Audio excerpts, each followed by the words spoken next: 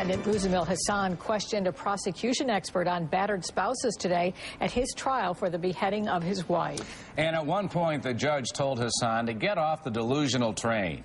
News 4's Lori Schultz has followed every moment of this trial and joins us now live from Erie County Court. Lori.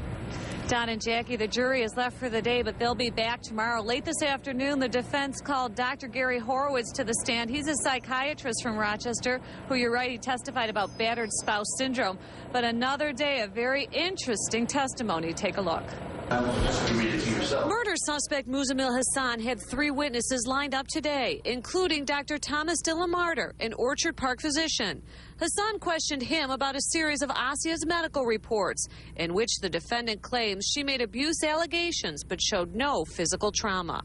Basically, there's evidence in those reports that a lot of it is based on word of mouth, and there's some other things that Mr. Hassan finds helpful and will be mentioning on summation. At one point, the doctor said to the defendant, "I saw you and you admitted to me that you were hurting her." Hassan replied, "I did not." "Yes, you did," the doctor insisted. How damaging could that be?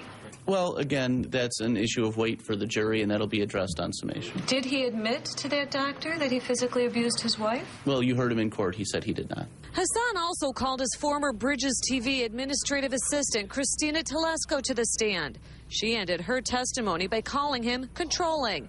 Yesterday, Hassan's daughter Sonia was also a reluctant witness. I'm getting the sense that some of the witnesses he's been calling just are not helping his case at this point.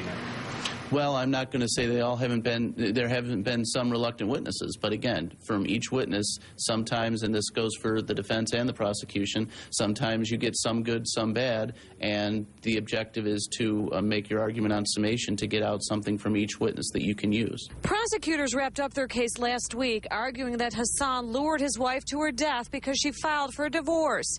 He continues to try to paint himself as the abused spouse, even though his own witnesses testified otherwise. So the trial resumes tomorrow, day 13, and closing arguments are expected on Monday. But if you've been following this trial, you know anything can happen between now and then, so be sure to stay tuned. I'll, of course, keep you posted. Live, Lori Schultz, News 4.